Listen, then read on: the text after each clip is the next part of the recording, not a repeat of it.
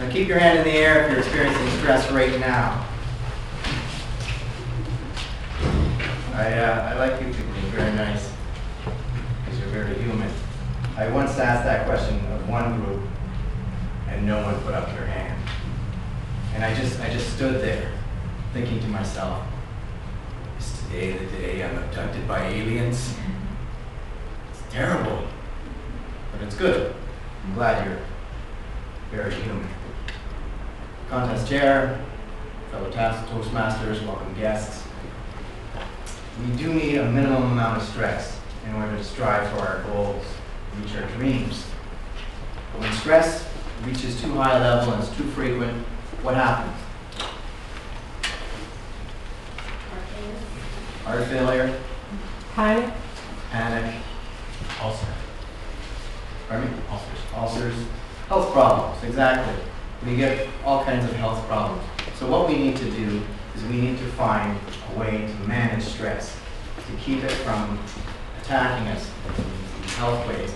We have to keep it at an optimal level so that we can actually strive for our goals and reach our dreams, things like that. Now, I have something I'm going to give you today. You guys today are going to get an analytical tool. Now, I know what you're thinking. An analytical tool. That sounds sexy. Well, maybe it's a bad name. Maybe you should call it super awesome cool tool. What we need to do is we need to focus on our negative in order to unlock the positive. That's the key.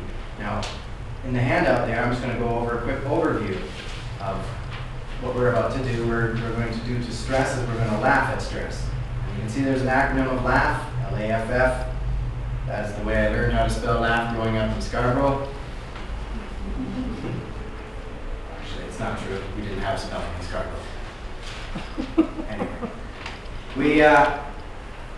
Anyway, first we need to locate, we need to identify the stressors in our lives, and we have to isolate them. Once we isolate them, we know what's going on, then we can go after things. And stressors, by the way, stressors are what cause stress in general. They're individual items that we have concern for. So what we need to do is locate them. The next thing we have to do is we need to announce them.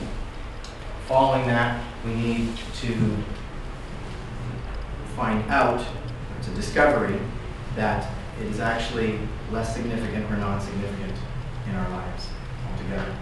And once that's done, then we foul up the stressor. We laugh at it, we make it our joke. So, looking at the first one, we want to locate it.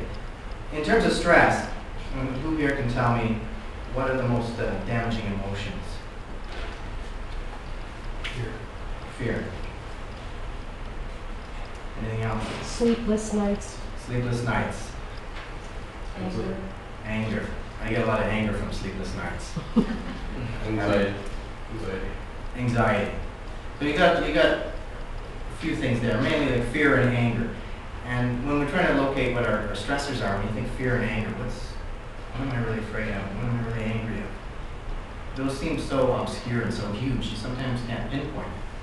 It just gets lost in there somewhere. So what you need to do is break it down into easier, more tangible bits.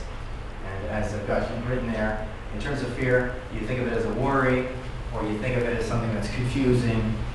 You think of it in terms of anger, or something that's annoying, or something that's difficult.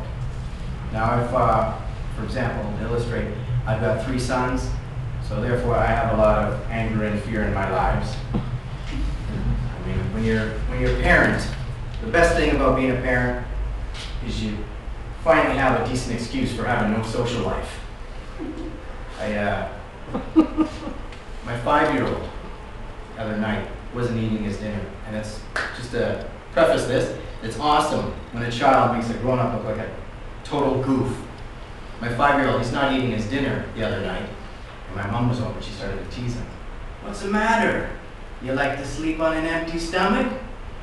No, Nana, I like to sleep on a bed. Nana's crazy, Dad. Parenting, there's all kinds of fear and anger there. one stupid thing about parenting is we lie to these little people more often than we lie to strangers. Dad, was Jesus a real person? Yes, and he always wore his seatbelt. Dad, is Santa real? Yeah, he is, but don't jump on the lap of any other old weird guy. So you want to locate it. So if you think of it in these tangible bits, you'll be able to find out what's bothering you. You can identify it. That's a big step right there. The second step is to announce it. You take it and you confide with a friend or loved one.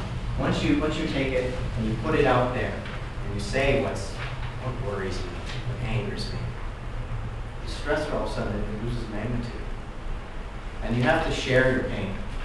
What happens in physical pain if you don't share your pain? That wasn't supposed to be a rhetorical question. You don't get better.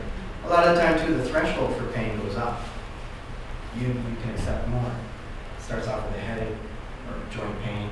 People just accept more. And that's the same thing with emotional pain and stress in general.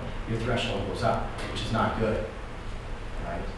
I've got, with things, technology going so crazy, that scares me. Maybe some of you too. Today we need to know so many PIN numbers and passcodes and all this. I swear, I think I have to like tattoo them all these PIN numbers all over my body. I'm gonna get arrested outside an ATM machine. Officer, you don't understand. I had to take my pants off to get some cash. You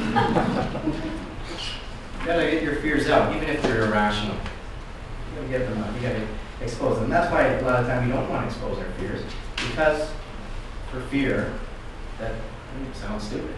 No. Who's afraid of that? No one. So you announce it, it loses magnitude. The other step is we find out that the stressor rather, doesn't mean anything. If it's an anger-based stressor, you can actually let go of those. Anger is only a problem as long as you hold on to it. If you realize one day that, or one moment, however it is, that stressor means nothing to you, you let go of it. It's gone. Fear, on the other hand, never goes away. You can shrink it. You can bring it down to a more manageable level, which that's where you're finding out that yes, this is much more manageable. But anger, you can just let go. And once you found out it means nothing to you, you just foul it up. Have a laugh with it. Joke about it with who you're confiding in. If it's not, at least you've got a little more grasp on it. You've got something more manageable, something you can take away. You can at least move on from there. And that's what we all want. Now, just to sum up, what the key is to focus on our negative in order to unlock the positive. We want to isolate. We want to find out exactly what the stressor is. We do that, locating it by thinking of it as a fear and anger in those more definable terms. If you find out what it is, confide in a friend, announce it. Announce it to them, let them know how you feel. Then you find out that it's not such a big deal, or it's no deal at all. The anger, you can get rid of it. It's gone. It's nothing. And then just have a laugh about it. Have some fun with it. So I'm going to leave you with this. I urge you all, now that you have all this here, take it and try it. Try to identify what's giving you problems in your lives. Have some fun with it with your friends, family. And I also urge you to de-stress before stress teases you. Thank you.